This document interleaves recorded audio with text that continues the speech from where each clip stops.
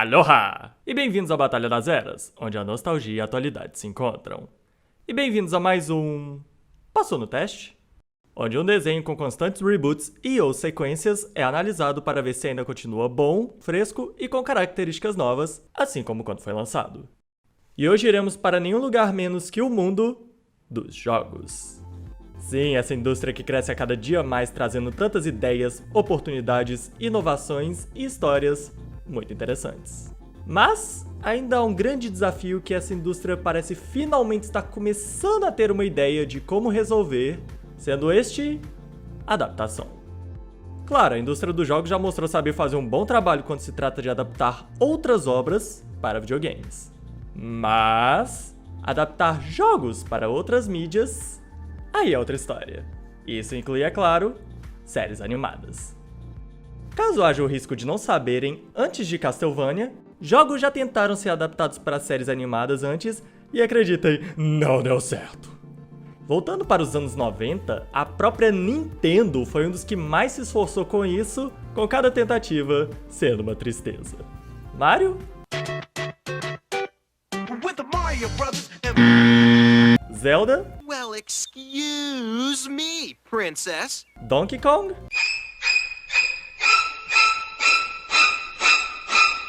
Apenas deixando claro, essa série foi feita na metade dos anos 90, quando a tecnologia de computação gráfica, principalmente para séries animadas, ainda estava em uma fase, digamos, experimental, começando a dar os seus primeiros passos.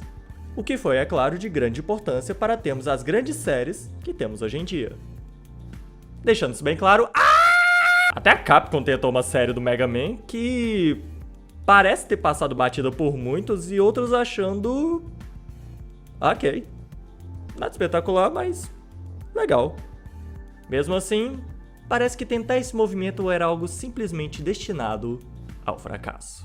Se nem mesmo a própria Nintendo conseguiu entender como fazer isso certo, quem mais conseguiria? Mas foi aí que alguém resolveu se levantar. O grande rival de Mario, o ouriço azul mais rápido do mundo, resolveu levantar e dizer: eu quero tentar isso também. Esse sendo ninguém menos que Sonic.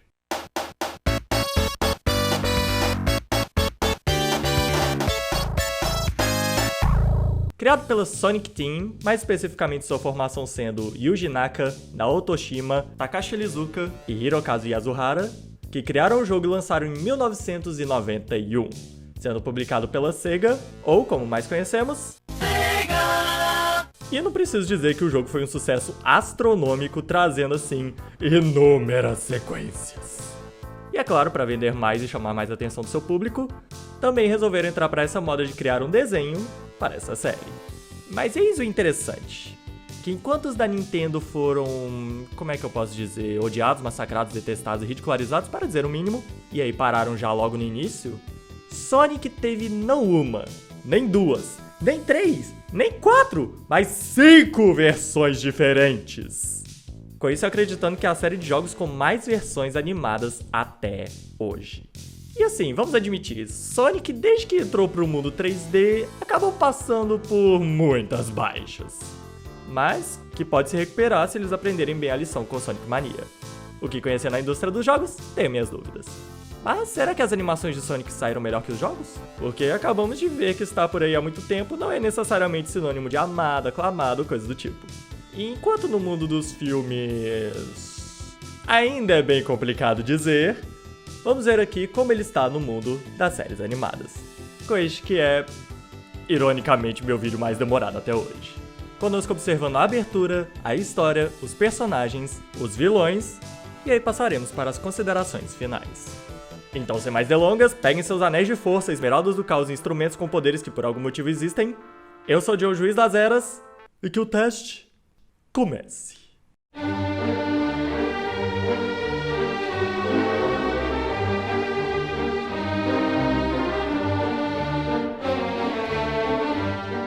Primeiro voltamos ao tempo de 1993, bem aqui no Brasil em 96, onde conhecemos as aventuras de Sonic o Ouriço. Yay! Feito pela DIC Entertainment LP, possuindo uma temporada e 65 episódios. E quanto à abertura? Começamos com o relógio tocando, Sonic acordando o Tails e saindo correndo por aí, tocando a música tema do nosso ouriço, quando... de repente... começa a tocar Hall of the Mountain King?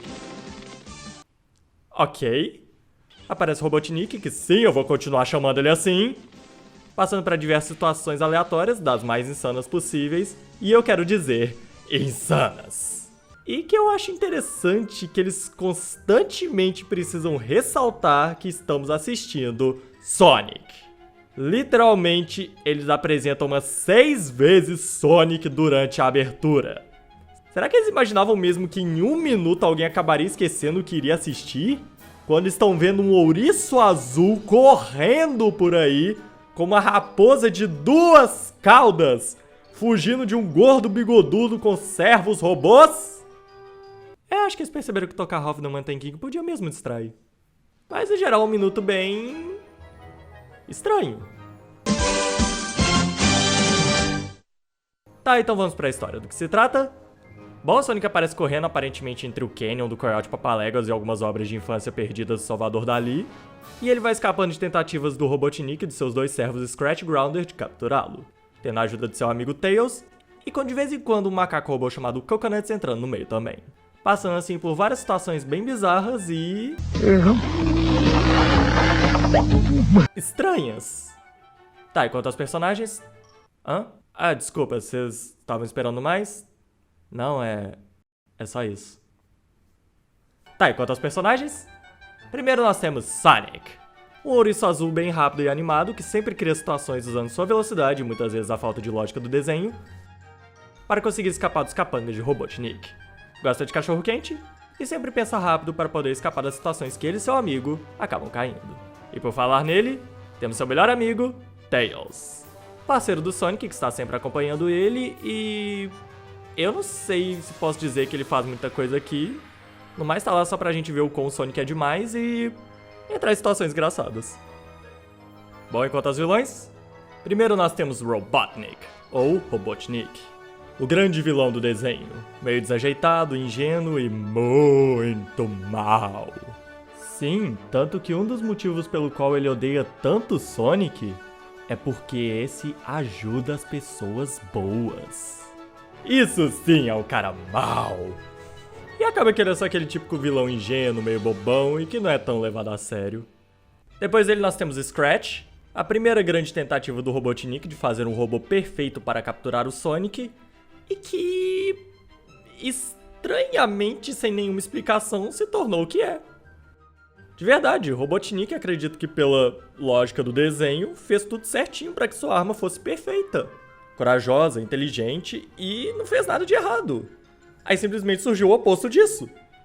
Briga com o Grounder pra conseguir a atenção do Robotnik e os dois estão constantemente tentando achar um jeito de capturar o Sonic. Depois nós temos Grounder, um clone irmão do Scratch, sei lá. Foi criado como uma parte do Scratch, mas aí ocorreu um erro por culpa do Scratch que deixou o Grounder assim. É mais bobalhão talvez do que o Scratch, mas fora isso e aparência, os dois são praticamente a mesma coisa. E por último nós temos Coconuts, um macaco robô insano que era um dos servos originais do Robotnik até ser rebaixado e substituído por Scratch Grounder, mas que ainda tenta achar um jeito de destruir o Sonic para agradar o seu mestre. E acaba que por ele não pensar muito à frente antes de fazer algo e o jeitinho do Sonic, isso acaba, é claro, não dando muito certo. E como considerações finais? As Aventuras de Sonic Ouriço obviamente foi feita para ser aquela típica comédia insana de episódios soltos, cheia de comédia física, e cujo público-alvo é, sem dúvidas, criancinhas. Mas algo que acaba me incomodando um pouco nesse Sonic é que é difícil criar uma linha sobre o que é normal lá e o que é exagerado. Talvez eu esteja errado nisso, mas me acompanhe. Nos desenhos em geral que eu conheço desse estilo, eles normalmente colocam algo ou alguém para nos mostrar o que podemos considerar normal nesse mundo, e assim, quando passa disso, é um exagero. Coyote Papaléguas, Tom e Jerry fazem isso com o ambiente. Aquele ambiente é real para nós. Uma frigideira ou uma pedra, sabemos como vai ser o impacto disso.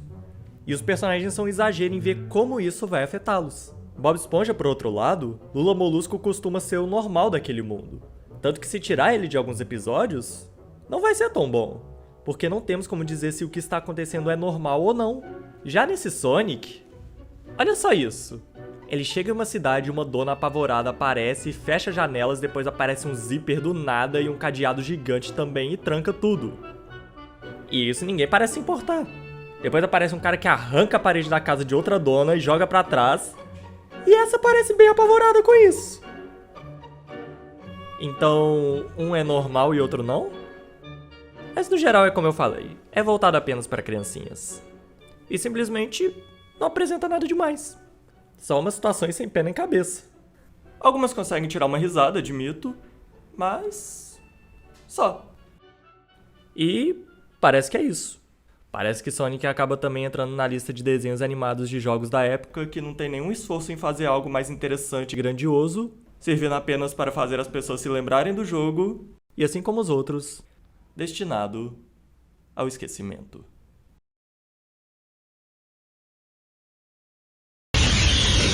Quê? Ele é veloz, Sonic ouriço. Sonic é o raio azul. Sonic que vai de norte a sul. Sonic é o mais veloz que há. É o mais veloz que há. É o mais veloz que há.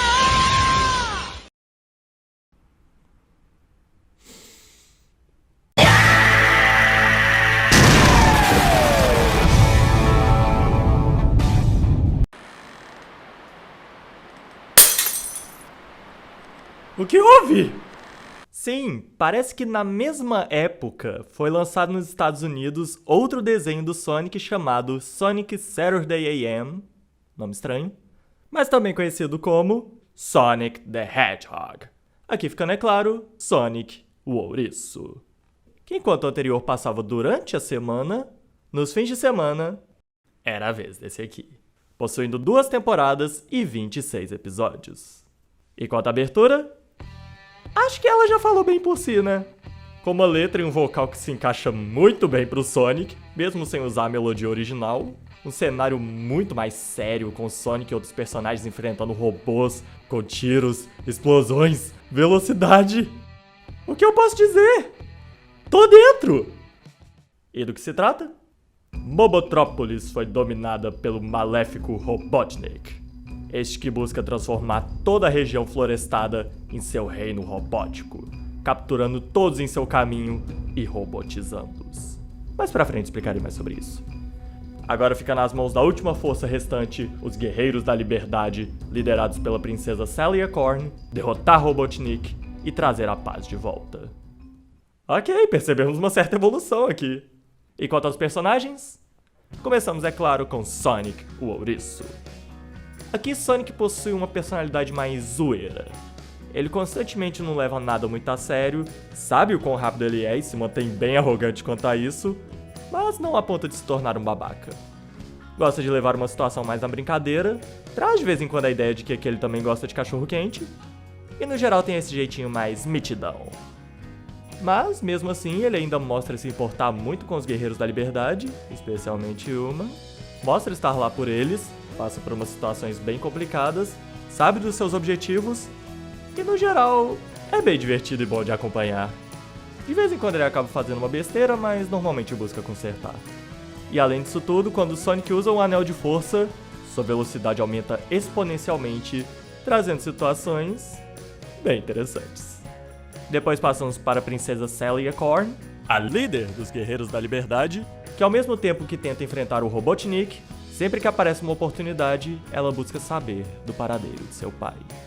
E ela é quem mais traz a ideia de esperança para os Guerreiros da Liberdade.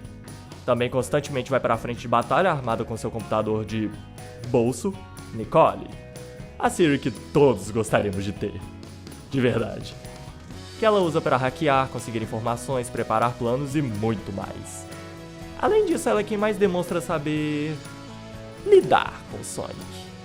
Ela conhece bem o jeitinho dele, sabe como ele se comporta, mas também sabe como agir em relação a isso. Ela é sarcástica com o jeito arrogante dele, consegue colocar foco na cabeça desse ouriço, a maioria das vezes, e no geral, sabe bem como se comportar com ele. E além disso, já vou admitir, esses dois são adoráveis juntos. De verdade, a forma como eles parecem conhecer, compreender, preocupar, provocar e buscar o melhor um do outro é simplesmente muito bom de acompanhar. Passamos então para Antoine, um coiote com sotaque francês, medroso, convencido, que tenta se passar por um grande guerreiro, mas no geral ele acaba mais atrapalhando do que ajudando. É mais um alívio cômico, mas Mauro Ramos sabe fazer um ótimo trabalho com esse personagem. Depois temos Bunny Rabbit, uma coelhinha que foi apenas meio robotizada, conseguindo assim uma força descomunal, sendo assim de grande ajuda para os guerreiros da liberdade. Mas com ela ainda querendo a chance de se tornar totalmente normal de novo. Ela tem uma personalidade muito gentil e amável, gosta de dar apelidos carinhosos, e no geral é uma ótima personagem. Temos então o Rotor, mecânico do grupo, sempre disposto a criar ou consertar algo, ajudar com os planos novos e tudo mais. Acaba passando mais tempo no esconderijo preparando novos equipamentos na oficina do que em campo de batalha, mas se mostra bem útil nisso. É bem amigável e determinado. Também temos, é claro, Tails, o mais jovem dos Guerreiros da Liberdade.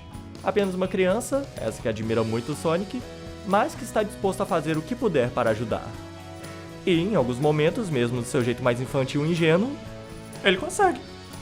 E ajuda também a gente ver o quão essa guerra contra o Robotnik afeta diferentes idades por aí.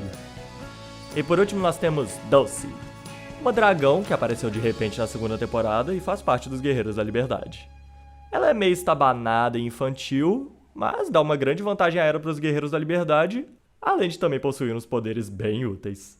Bom, e quanto aos vilões? Temos, é claro, o Robotnik, que vendo outras versões desse gordinho bigodudo, vamos admitir, não tem chance dele ficar realmente mais ameaçador como vilão. Por favor, prossiga. Sim, temos aqui o que eu acredito ser, dentre todos, a versão mais ameaçadora do Robotnik, honrando finalmente esse nome tão legal. Ele é esse grande imperador das máquinas, destruindo as florestas, capturando os moradores e robotizando-os. E não pense que é igual aos jogos do Sonic, que são máquinas que é só quebrar elas pulando em cima que o animal sai de lá de dentro. Não. Aqui eles têm o robotizador, que serve exatamente para transformar os animais em robôs, dando margem para uns momentos bem tensos. Sempre buscando um novo jeito para encontrar e destruir os Guerreiros da Liberdade, principalmente Sonic. Com alguns planos bem espertos, um jeito bem macabro de agir, com Isaac Badavid, nosso Wolverine, fazendo um trabalho fenomenal. Encontre aquele ouriço! E totalmente intimidador. Incluindo com seu lacaio, Snively. Assistente fiel do Robotnik, bem esperto, mas com seus planos normalmente sendo estragados pelo Sonic, levando a constantes abusos do Robotnik. Normalmente sendo ameaçado e tendo que pensar rápido. Mas aos poucos, durante as temporadas, vamos vendo esse rapaz se revoltando cada vez mais. Bom, e quanto às considerações finais? Esse desenho é fantástico. É um dos melhores exemplos que eu já vi de você pegar uma referência e fazer algo de outro nível. Eles pegaram tudo de interessante dos primeiros jogos do Sonic e elevaram. Adicionaram também novos personagens muito interessantes, deixaram o vilão bem melhor e colocaram situações em níveis grandiosos. Com o piloto, mesmo sendo meio bobo, ainda já mostrando algumas evoluções em relação às aventuras de Sonic e Ouriço, dando uma origem legal para algumas coisas, como os Anéis de Força, mas depois dele já vemos uma evolução violenta. E acaba que a única desvantagem que eu vejo aqui foi o final. Ah, é tão ruim assim? Não, é bom, apesar de eu achar que o Robotnik poderia ter sido mais ameaçador nele. Mas mesmo assim foi um ótimo final de temporada, inclusive montando muito bem para uma terceira, a qual foi cancelada. Yay! E inclusive existe essa dúvida do porquê que a série foi cancelada se ela era tão boa. Essa pergunta a qual talvez eu tenha a resposta aqui. Pois Ben Hurst, um dos principais roteiristas da série, que Deus o tenha, acabou explicando o que levou a esse cancelamento. Ele colocou que, abre aspas, primeiro, estávamos enfrentando os Power Rangers, que eram as novas crianças legais do pedaço. Então nós não conseguíamos as classificações necessárias para manter Sonic e o Ouriço no ar.